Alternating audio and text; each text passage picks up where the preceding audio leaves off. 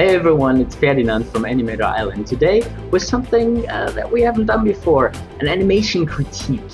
One of my students, Sam, she gave me her project that she did during a 2-week production time in my class and asked me if I could do a critique for it. What she wanted to do was just those reactions of those two characters standing next to a fight and reacting very differently to what's going on there.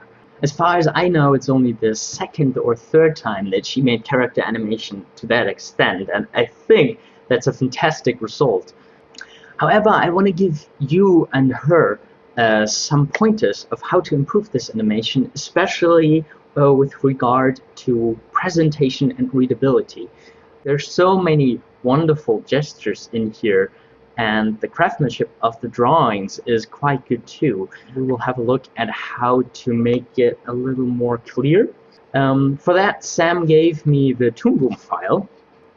She animated this in Toon Boom Harmony, and yeah, the big thing that I noticed here is that she did everything in one layer, both characters, which can be an interesting exercise because this is basically how it had to be done in the old days. Like, a lot of stuff was done in only one layer, and sometimes this restriction forces you to be very, very good. It can be very refreshing to do that, but it makes it a lot more difficult because your timing of both characters has to be absolutely right, and you have to do a lot more copying or redrawing if the other character is just standing still.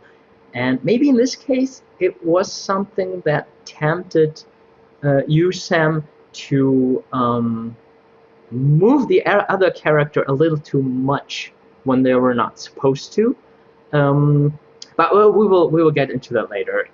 Bottom line of this thing is that I would recommend everyone to use all those great possibilities that we have nowadays and draw every character on a different layer, and yeah, or maybe even draw different limbs, different parts of the same character on different layers to save some work and to be able to do changes like I will do in a second a little more quicker.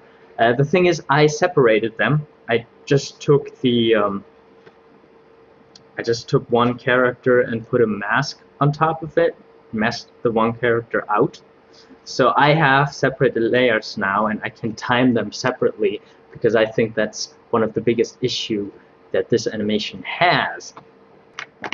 There's the sun in my face. I chose to record this video apparently during those 10 minutes or so where the sun is shining directly into my eyes. Well, let's see how that works. In the Toon Boom file, we don't have the dialogue of the fight that we have in the file that she gave me. I think if you're gonna keep the dialogue, the basic rule that we have to learn here is that there can only be one important thing happening on the screen at once. And you know, it's like the beats that you want your audience to realize. Like, I think the subtitle would already be one beat in which nothing else can happen. Like, subtitle pops up, you give them some time to read, then one of them reacts, and then the other reacts.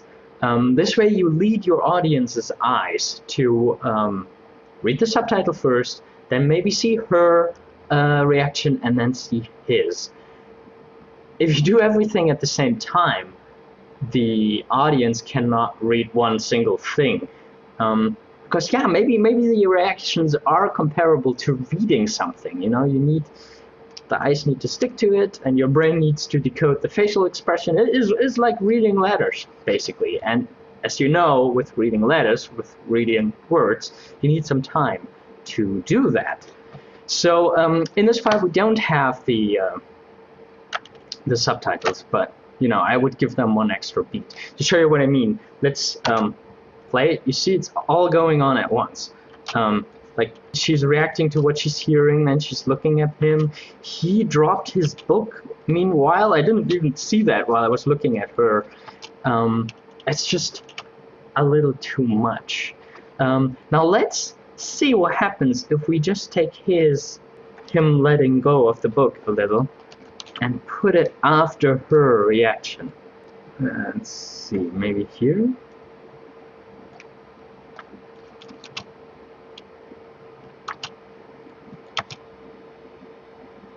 Yeah, I think that's nice. And then, of course, her second reaction has to come after his reaction. So let's take all her frames after this point and shift it after him putting down the book.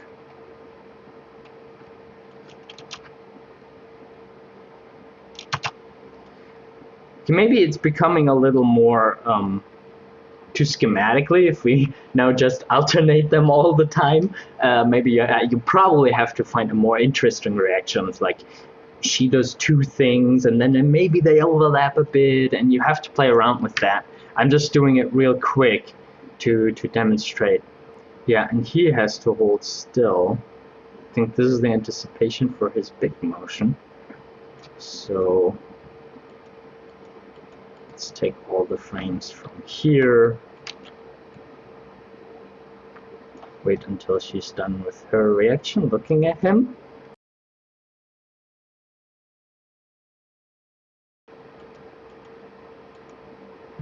We need to...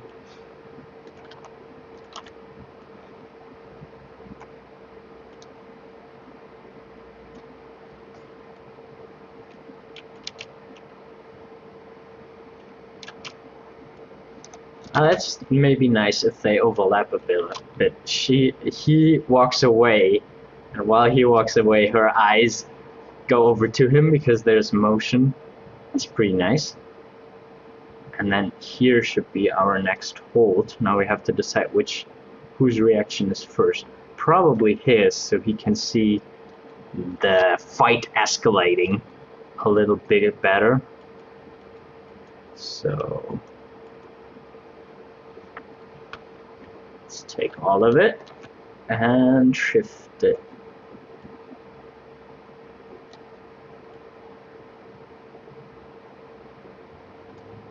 Over. Let's hold his reaction. I'm sure you got the picture by now. It's just interesting that it now becomes it becomes a different animation somehow, because I'm not sure if I hit everything that Sam had in mind, but it's already a lot more readable, isn't it?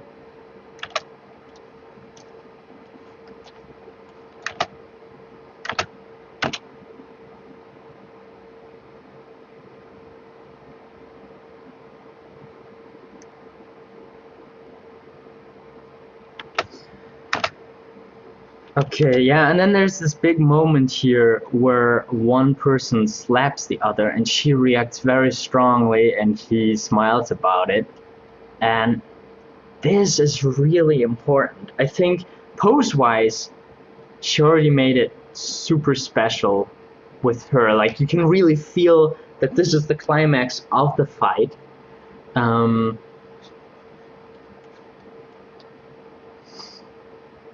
And then his reaction, because his reaction is so small, it really needs a lot of space too. Like, she does this really big reaction, and then after she calms down a little bit, our eyes can go over to him again and he can do his little smile. So yeah, my advice would be to really feel the timing a little more. Like, I have the feeling that you have an excellent feeling for the characters. Like, you can really feel that there's emotion behind those poses. Like, you really feel that she's shy and uncomfortable. And yeah, you made for her, you made an excellent use of those so-called pacifying gestures that we do to calm ourselves down. We touch our hands, we touch our forehead, the back of the neck, and every time we do a gesture like that, it's to make endorphins to calm us down. And she does that a lot because she's really uncomfortable.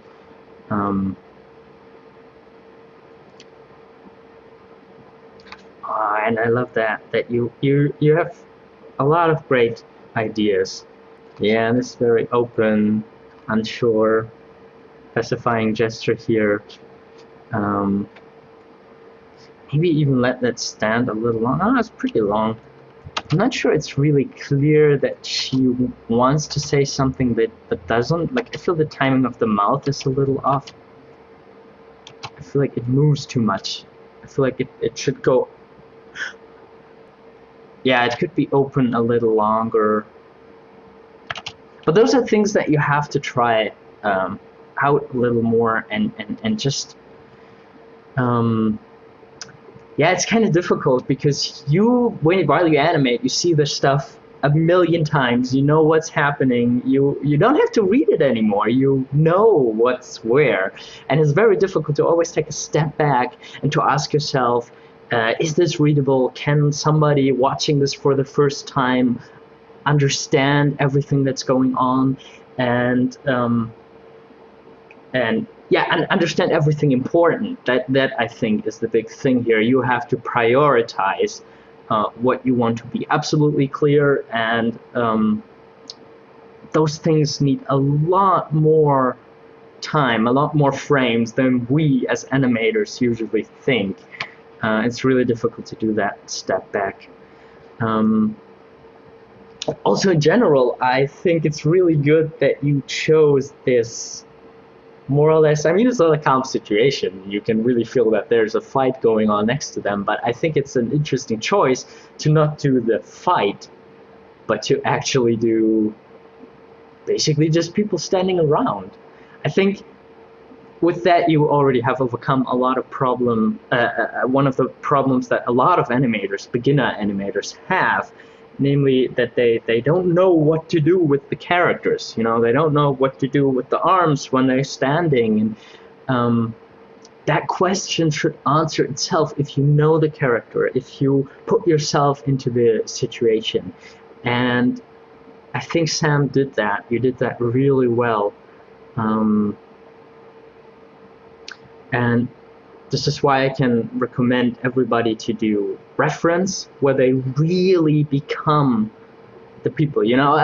People with a good imagination might be able to do this from the top of their head, but especially for all those gestures that we do automatically, like those pacifying gestures, we sometimes do them completely unaware.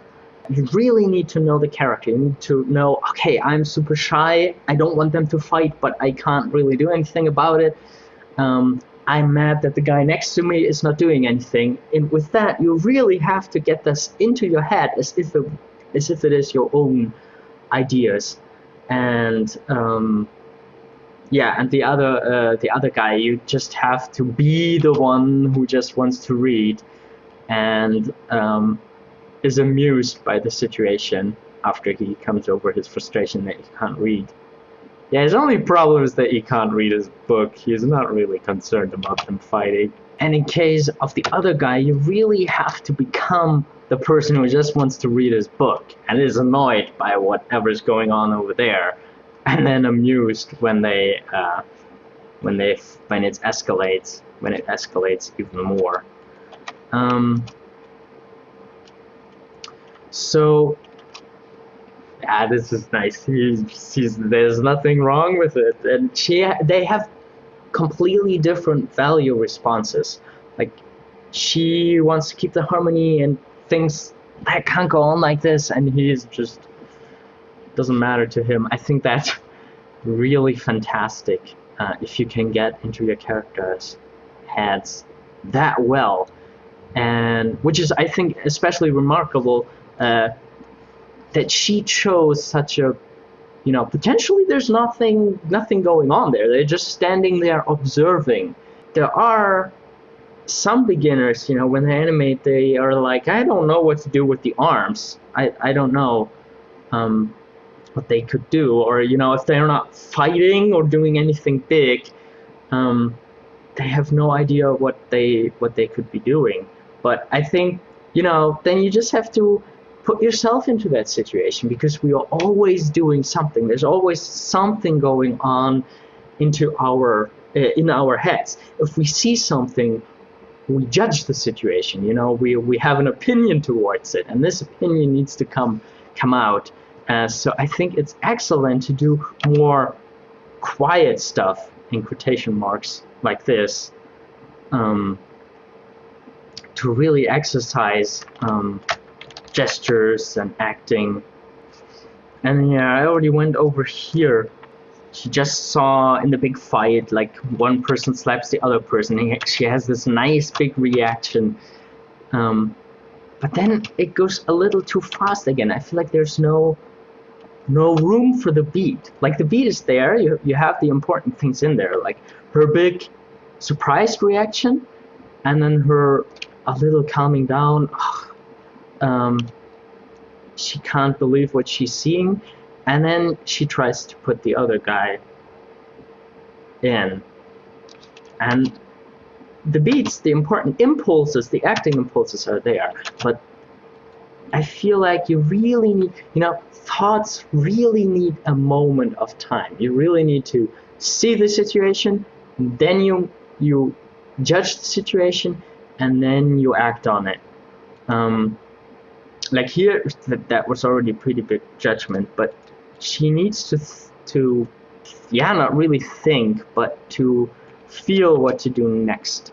And I just put 2 frames more in it. I think that's already it. Yeah, that might be a little too much. Just 2 more frames before she... What are you doing? Before she looks to her friend. And then maybe before she says something, maybe she needs an extra beat to realize he isn't reacting right. I really need to tell him what's what. So we might have to put a little break after here. Yeah, I think that's much better. You see that little difference? It's just like 4 frames that I added, that make it a lot more believable, because there's actually room for all this stuff to happen in her head. And yeah, I mean, you know, things that can always be improved are things like, you can always push the pose more. Like, even if you make the most exaggerated pose, if somebody else looks over it, they probably find a way to push it even more. And I have to admit that this style is not like, I do stuff that's a lot more cartoony usually, so I don't know if my suggestions are too cartoony. But, you know, I know that in class you were drawing this and you didn't do it with construction under it. You just, yeah, you just drew the characters, which I think is great if you can do that. I have to admit I do that too sometimes, that I sometimes animate directly in cleanup. But if possible, you should always put a guide under it. It doesn't have anything to do with like your drawing abilities per se. I mean, especially if you're a beginner, it can help. But it's just to remind you of where you want to go in this journey of making the drawing. Let's see if we can find anything to push a little more. Like, I think this is nice that you can still see her back. Like, that is kind of realistic, but I wonder if you could push it a little more. Like, if I would draw this frame, I would try to put all her emotion into one line. I would be like, why aren't you doing anything? Why aren't you on? And then just make a line of action that expresses this. And then I would try to put everything else around it. And I would like try to go a little more expressive with the bag. Maybe like that. And maybe even like there's no real like the line of the shoulders seems to be like that. Like make it a little more tilted, at least a little bit.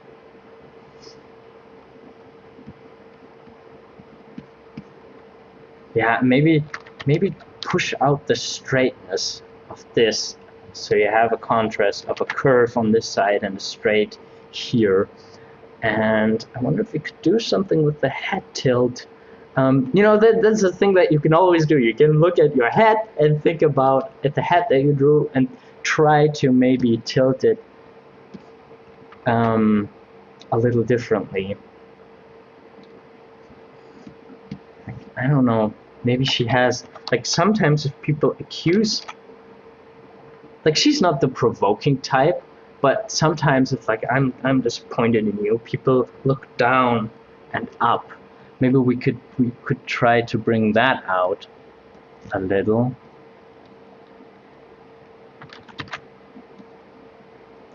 I don't know, just an idea.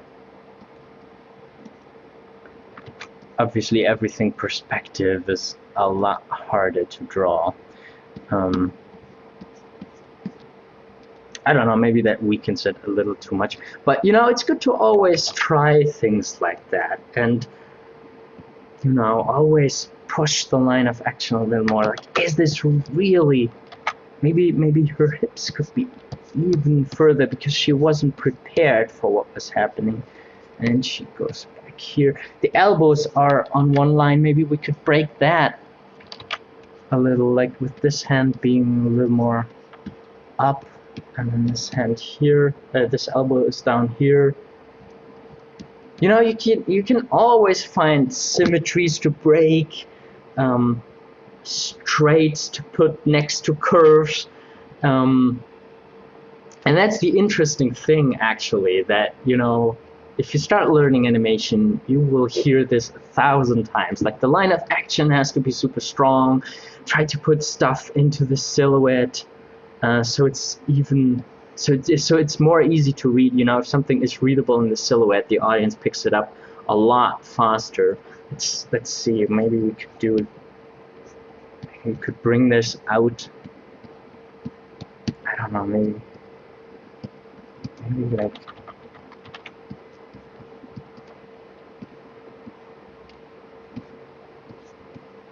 Not sure that works, but you see what I mean. You know, as soon as you can create something interesting like that in the silhouette, that the viewer's eye immediately pops at it.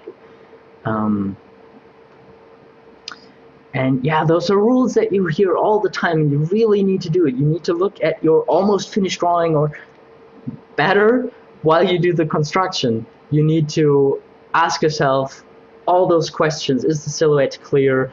Can the line of action be even stronger? Can I maybe bring a tilt into the shoulder? Can I bring a tilt into the head? Like, sometimes it's not good to do all of those things, but a lot of times you try something and you're like, oh, now that I tilted the head, it looks so much stronger. Or now that I brought up one shoulder, it looks much more interesting. Or now that I brought the fingers out of the body. And yeah, that's why I recommend doing construction drawings. Not because you necessarily need them, but because it helps you to easily try a lot of things, and then don't forget what you have decided to do. So yeah, I think that's all that comes to my mind. Of course, with the timing, you would have to put a lot more time in it, and better nail the timing as early in the animation process as possible. It's good to do it with rough drawings rather than, you know, when you have it all almost clean. Then it can be pretty painful to change up the timing. Poses, push them whenever possible, and practice, practice, practice. I think, Sam, you did an excellent job, especially with feeling what the characters are feeling. And yeah, keep up the good work. I hope you, Sam, and you person watching this could learn a thing or two. And yeah, I hope to see you again here on animatorisland.com for more animation know-how. Thank you very much. Take care and goodbye.